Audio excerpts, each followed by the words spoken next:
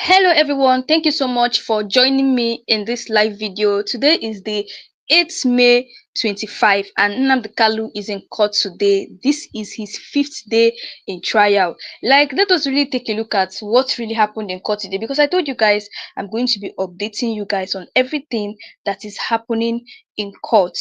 Now, NNAMDI Kanu's court update 8th May 2025. Questioning transcription of court proceedings. There's a video of Mazi Nnamdi Kanu interview upon his extraordinary redemption in 2021 is finally being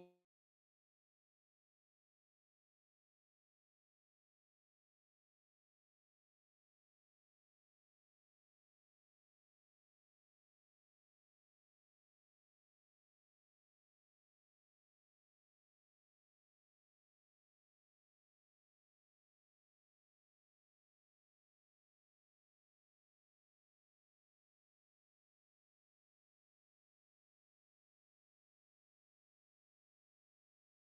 Prosecution witness BBB, can you identify the people in the video? The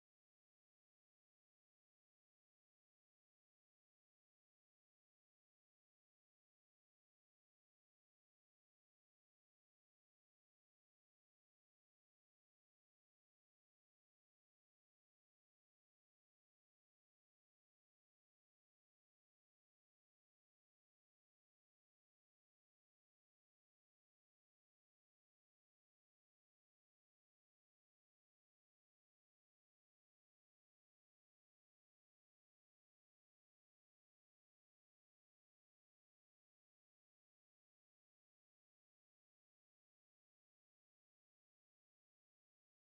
yes, I can. And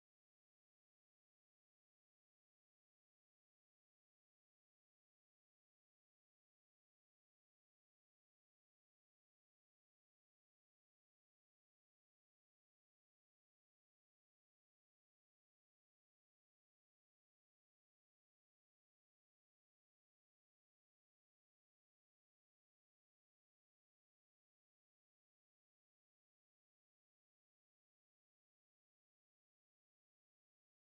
Mr. Kanu, in this video, can you identify the people in the video? Prosecution said, yes,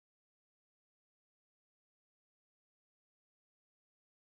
And they prosecution said, Mr. Kanu, in this video, can you identify the people in the video? Prosecution said, yes, I can. And they prosecution said, Mr. Kanu, in this video, can you identify the people in the video? Prosecution said, yes, I can. And they prosecution said, Mr. Kanu, in this video, can you identify the people in the video? Prosecution said, yes, I can. And they prosecution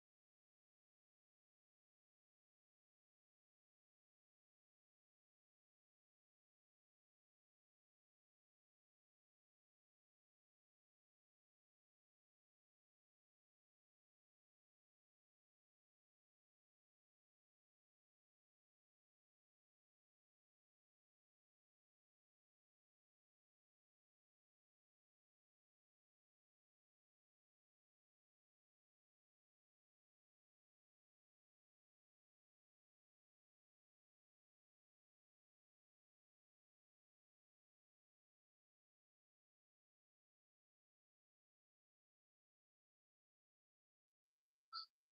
So guys, sorry for the network issue. So looking at what really happened in court today, then they now asked, he said, video of Mazi Nnamdi Kanu interview upon his extraordinary redemption in 2021 is finally being played in court. Prosecution witness BBB, can you identify the people in the video? The witness said, yes, I can. And the prosecution asked, who are the people in the video sitting next to Nnamdi Kanu? The witness said it was Aloy Ejimako and Habila, both are lawyers. Then the prosecution said, Mr. Kanu, in this video, could you tell us more about the indigenous people of Biafra? Then Mazi Nnamdi Kanu said, I am the leader of IPOB. I was granted bail in 2017. after arrest 2 years earlier. However, I was in my house and an army came to buy me. The army invaded my house and buy 28 people. You guys know when these people came to Mazi Nnamdi Kanu's house, they were looking for him. The plan was that they wanted to buy Mazi Nnamdi Kanu, but unfortunately, the people that they saw there were, I think they said they buyed 28 people. This will show you the way these people hate Mazi Nnamdi Kanu. So reading on to the next thing here, it says that the defense, led by Paul, says it has no objection of authenticity of the letter by the Attorney General tabled before the court as evidence. The prosecutor has requested that the court play the CD of the Mazi Nnamdi Kanu interview. Court awaits for the CD to load up. However, there appears to be a malfunction as the interview clip has remained static. The prosecutor has subsequently requested to sit down after fruitless trials to see the interview play. These people had to even bring more CDs to play against Nnamdi Kanu. I told you guys that they're trying every means and every possible way to bring him down. Like, they're looking for what to use against him in order to still keep him for further detention. Now, it says, updates on Mazi Nnamdi Kanu's case, another ambush by the federal government. The Nigerian federal government has filed another application to add 2 more witnesses in the case against Mazi Nnamdi Kanu. The defense team has reportedly refused to accept the application, and it is expected that they will challenge it in court today. Recall that the prosecuting team earlier agreed that they had tendered all witnesses they needed for the case as instructed by the judge. These developments highlight the ongoing legal proceedings and the complexities surrounding the case. The outcome will likely have implications for the trial's progression and the parties involved. Like, you can see what federal government is about to do to Mazi Nnamdi Kanu. They are still bringing more witnesses to show you that this is a big evidence that these people don't want to release Mazi Nnamdi Kanu. They're just trying everything possible to keep this man into detention. So reading on to this next one, it says that reading on to the next one, it says Mazi Nnamdi Kanu's court updates 8 May 2025. Transcription of interview, contents of Mazi Nnamdi Kanu after his rendition. The presiding judge, Justice Omotosho, had asked a lawyer to help with the prosecution fix the electronic system in the court. The interviewer: you gave instructions to people to attack federal infrastructures. The Mazi Nnamdi Kanu replied, saying, if you say you have control over Biafrans of Easterners, you are mistaken. We are Republican in nature. We do things, especially what is right, at our own accord, not necessarily adherent to detection. Then the interviewer asked, you pass instructions to your people? Then Mazi Nnamdi Kanu said, I led the movement, but the day-to-day operation of IPOB is done through the Directorate of State, that's DOS. Now, Mazi Nnamdi Kanu said, you're talking about incidents that happened after EndSARS. Why don't you ask me of what happened 2015, 16, and 17? Like, you guys can see what is really happening here. The interviewer was saying that he's the one that is passing instructions to the people, because you guys, a lot of people are saying that Mazi Nnamdi Kanu used to stay outside the country and be giving instructions to people on what to do, especially these IPOB people. And Mazi Nnamdi Kanu replied, he said he's the one leading the movement. Like, he is the one that founded IPOB. But the day-to-day operation of IPOB is done through the Directorate of States. That was what Mazi Nnamdi Kanu was trying to state here. Then reading on, it says that then the interviewer asked Mazi Nnamdi Kanu, in 2021 there were attacks, and Mazi Nnamdi Kanu said, I am aware the army killed a lot of people. Mazi Nnamdi Kanu said, the movement I led is not violent. Then the interviewer said, your instructions led to jailbreak. Then Mazi Nnamdi Kanu now said, my reaction remains that we are not violent. That was what Mazi Nnamdi Kanu said. He keeps saying that they are not violent people. And then the interviewer asked him, when you were arrested? And he said, I wasn't arrested, I was kidnapped. This was when Mazi Nnamdi Kanu just interjects and said he was not arrested, he was kidnapped. Because take a look at the way, how can you just barge into someone's room or hotel room? You guys will just arrest the person like that without any further information. And Nnamdi Kanu termed that as a kidnap and not an arrest. Then the interviewer asked him what is his relationship with the Eastern Security Network. And he said the Eastern Security Network is a vigilante group that exists everywhere in Biafra land. That's the Eastern Security. He said it is a vigilante group that exists everywhere in Biafra land, because you guys know that these people used to help protect the Middle Belt, especially the Igbos. That is their work, because they want to really know. These people want to really know what is his relationship with the Eastern Security Network, because a lot of people have been tagging it that Eastern Security Network is a kind of thing that is organized by Mazi Nnamdi Kanu to carry out violent attacks in the country, which Mazi Nnamdi Kanu saying is no, no, no. That's what happened. That ECN is a vigilante group that exists everywhere in Biafra land. So reading on, it says that Mazi Nnamdi Kanu's court update. It says transcription of interview recordings upon his redemption. Then the interviewer asked him, Mr. Kanu, you made a broadcast, and he said, I do not remember which one specifically. Then the interviewer asked him, we mean the broadcast made during the NSAS protest. And Mazi Nnamdi Kanu said, the purpose of my broadcast was because the army was buying protesters in Lagos. If you guys remember what happened in EdSARS, Mazi Nnamdi Kanu made a broadcast about it. He was saying that why are the armies buying protesters in Lagos? He condemned that act. If you guys can remember, EdSARS was actually very, very bloody. Like, you guys know what happened in EdSARS. And Mazi Nnamdi Kanu said that the reason why he made that broadcast during EdSARS protest was because of the way armies were buying a lot of protesters in Lagos. Now, like, I don't know why these people are looking for basic things. Like, they want to use any little opportunity to nail Mazi Nnamdi Kanu. They want to see, like, and if you take a look at all the things that happened in court today, you'll find out that there is no bad thing that Mazi Nnamdi Kanu said in his broadcast.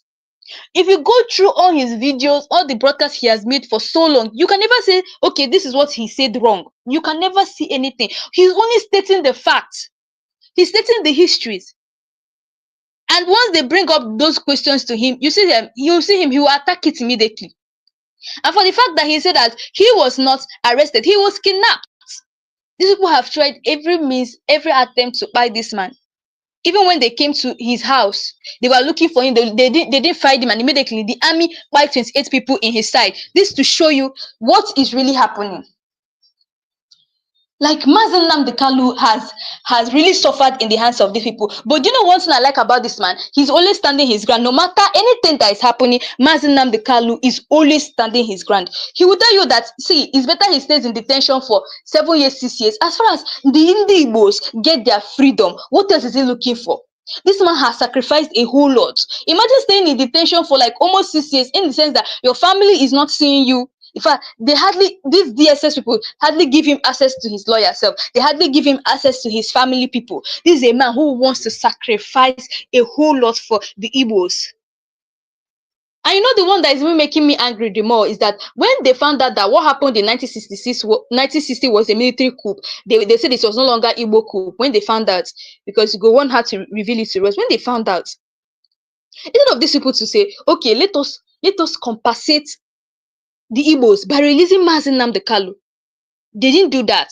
A lot of people have been asking the federal government that they should release Mazi Nnamdi Kanu, since what they have found out that what happened in 1960 was a military coup, and they said no. Instead, the Ohanes and Igbo said that they should give them 3 trillion, and people are condemning that fact, saying, why would he say such a thing? Do you know what it means? A man has stayed in detention for the sake of Igbo people. He has stayed 6 years in detention or 5 years in detention because of Igbo people, and you guys are asking for 3 trillion. What will 3 trillion do to us? Even if they give the Igbo people that money, don't be surprised, it won't even reach anywhere. That money is going to reach to power. Like, if the people in power in the Igbo land are people that are going to eat that money, it will not reach to the poor masses. It will even reach to everybody. So we all demand for the freedom of Mazi Nnamdi Kanu. That is what we are asking. There was even a protest that they staged in Abuja, where they were saying that they should release Mazi Nnamdi Kanu for them. That they need to release Mazi Nnamdi Kanu. The man has really stayed in detention. The man has really suffered. What again do they need? And for the federal government to keep bringing witnesses against this man in court, it shows that they are doing everything possible to look for how they're going to nail him. And once they find out that but you know one thing, Mazi Nnamdi Kanu is intelligent. He will never allow them to use him. Anytime they keep questioning him, he keeps throwing it back to them. He just keeps throwing it back to them. The shocking part of it was that they asked him what is ESN, that's Eastern Security Network, because they wanted to know if these people are killers or they are just people who are protecting the land. And Mazi Nnamdi Kanu told them, Eastern Security Network is like a vigilante group in Biafra land, which that the Igbo people, let me just say, is a vigilante group that is for the safety of the Igbo people. That's what Mazi Nnamdi Kanu replied them. And that is the exact thing. Eastern Security Network is a vigilante group for the Biafra land. But a lot of people are seeing it as Eastern Security Network is a group formed by Mazi Nnamdi Kanu to buy people, which is a no-no. Which is a no-no. Mazi Nnamdi Kanu has dedicated everything for the Igbo people.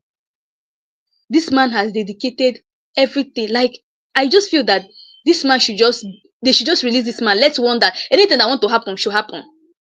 Because if Mazi Nnamdi Kanu comes out today, trust me, all this insecurity you're hearing in the northern side, in the southeast, in the east, you're not going to hear it again, because he has promised us that once I get released, all this insecurity that's happening in the north, you guys will not hear it again. But they know the reason why they're still keeping him in detention. Just take a look at the way insecurity is happening in every place, like everywhere. Even in Igbo land, insecurity is also happening. Take for instance, in Ebonyi State, in Enugu, even in the northern side, in Plateau State, in Benue State, like it's just happening. Mazi Nnamdi Kanu made this thing clear to everybody that Awusas and Fulani are not one. He was basically talking to the Hausa people. And they came out and said that Hausa people came out and said that we are one. Hausa and Fulani are one. What is Mazi Nnamdi Kanu saying? What is this Igbo man saying? And everything Mazi Nnamdi Kanu has said from beginning to end, everything he has said, all his video, all his broadcasts, you find that everything this man said is the truth. All these things he's saying is not happening. Nobody believed him when he was saying all this. They were like, what's this man saying? This Igbo man, he should go and sit down. What is he saying? But every single thing he's saying is coming to pass. We are seeing it every day. Like, if you guys take a look at, just calm down and go through all the whole broadcast of Mazi Nnamdi Kanu, that broadcast alone is going to give you intelligence. Like, all the things he said is what is happening currently now. Like, all the things he said is what is happening currently now. I blame this so-called one Nigeria. Because take for instance, if there's no one Nigeria, it's because of this one Nigeria, we believed that all of us are one, both the Hausas, both the Funanis, and these people had to accommodate the Funanis. And now when they accommodated the Funanis, they started, like, when they accommodated the Funanis had to now take over. Go to Plateau State, everywhere is empty. The villages in Plateau State is empty. Do you know why? These Fulani people have chased them out of their community. They don't have any place to stay again. Tell me what do they mean by, okay, they will just come to someone's community, they will start burning their houses, taking over their farmland. If it is not war that they want, these Fulani people want war. And the worst part of it is that the same Britain who brought in Christianity into Nigeria is the same Britain that has the power to fund these Fulani people, to weaponize them. The same Britain. So what do they now preach about Christianity? We are Christian, but you guys fund Fulani people because you're funding them. Are you funding them to bring war into Nigeria or what? Like they will say that the reason why they are funding these people is because they actually want war to happen in Nigeria, so that if war happens, then they can be able to get money. So the essence of them trying to bring war into Nigeria is for them to get money, which is selfishness. And I keep saying it for now. I'll keep saying it. Mazi Nnamdi Kanu is the savior of Ndi Igbos. Mark it. That man is the savior of Ndi Igbos. Because by now, who knows what they would have turned Igbo people to? Yes.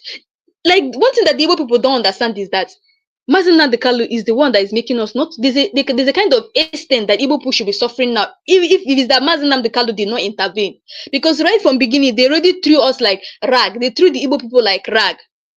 So imagine if Mazi Nnamdi Kanu did not intervene, we the Igbo people will be suffering more than what we are suffering now. When it comes to politics, you guys can see no Igbo person is in politics. It's in any high place in politics.